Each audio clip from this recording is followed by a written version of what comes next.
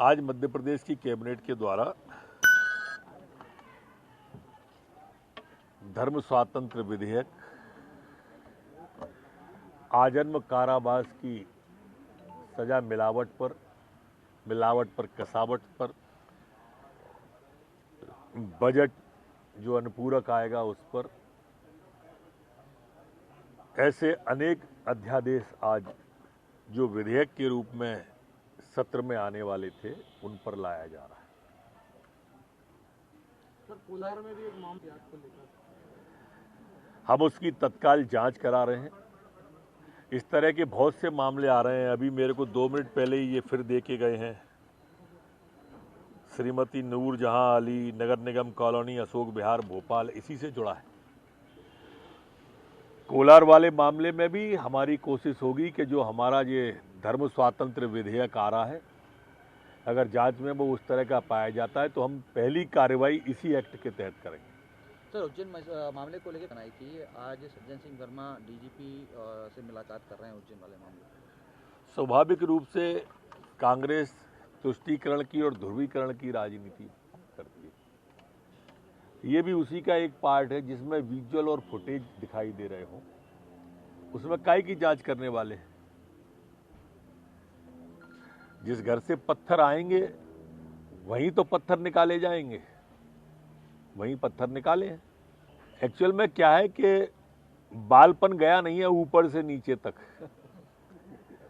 गंगा जब गंगोत्री पर ही अगर कोई अपवित्र घोलेगी तो फिर प्रयागराज, इलाहाबाद और कानपुर में पवित्रता की गुंजाइश कहां से रहेगी। कांग्रेस की स्थिति कमोबेश यही है, ऊपर से ही खिलौने वाला सिस्टम है तो नीचे आएगा ही। कांग्रेस द्वारा जो जितने भी षड्यंत्र ये प्रायोजित किए गए थे,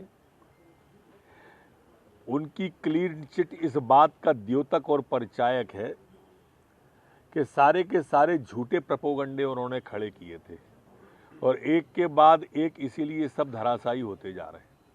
सर, कांग्रेस जनवरी के बढ़ते दामों को लेकर प्रदेश व्यापी आंदोलन तो करेगी और साथ में राजधानी में भी पेट्रोल और डीजल के दाम पर कांग्रेस किस मुंह से आंदोलन कर रही है, मैं यही नहीं समझ पाया।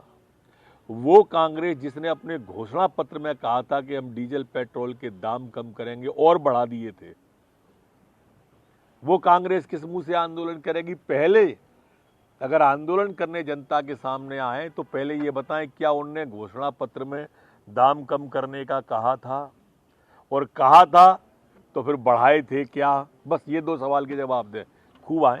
ये कांग्रेस में अंतर्कल है, कोई नई बात नहीं है। अब दरअसल क्या है कि मैं तो इसका पक्षधर हूं, मेरे मित्र हैं गोविंद सिंह जी, नेता प्रतिपक्ष बनना चाहिए। अब कई हर्डल हैं उनके मार्ग में, उनकी उपेक्षा करते हैं। सबसे सीनियर विधायक हैं वो इस सदन के अंदर तो कमलनाथ जी से भी सीनियर है। सबसे खराब विभाग उन्हीं को दे दिए, ये अच्छा थोड़ी था। अब वो सबसे सीनियर विधायक हैं, उनको कह दी कि बनने वाले और नेता प्रतिपक्ष आ जाओ, और वो आए तो वापस कर दिया। ये अच्छा नहीं है।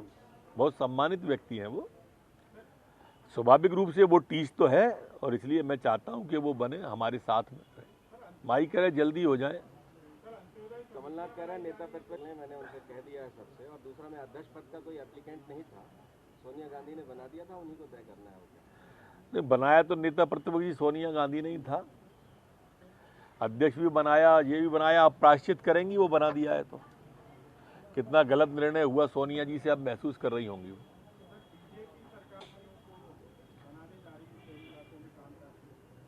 निश्चित रूप से अंत्योदय समितियां, नगर पंचायत, ग्राम पंचायत, नगर पालिका, नगर निगम, सभी जगह पर जो आम जन के बीच से रहेंगी,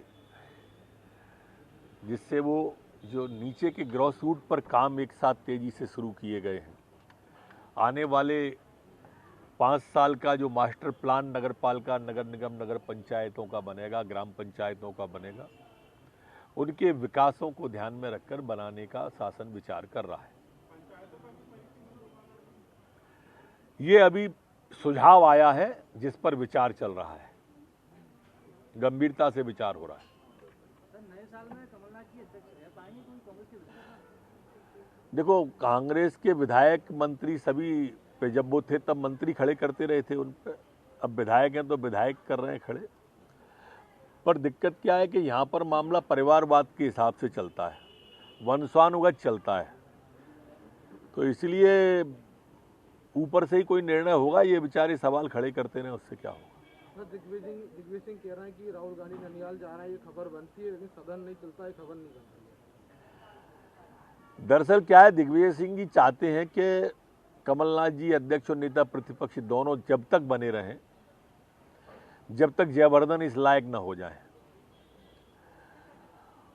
या कोई ऐसा बने कि जब वो चाहे तब उसे, मतलब एक उम्र दराज ही बने जिससे वो स्पेस बना रहे। फिक्र आपकी, सोमवार से शुक्रवार रात 9 बजे सिर्फ TV9 भारतवर्ष पर।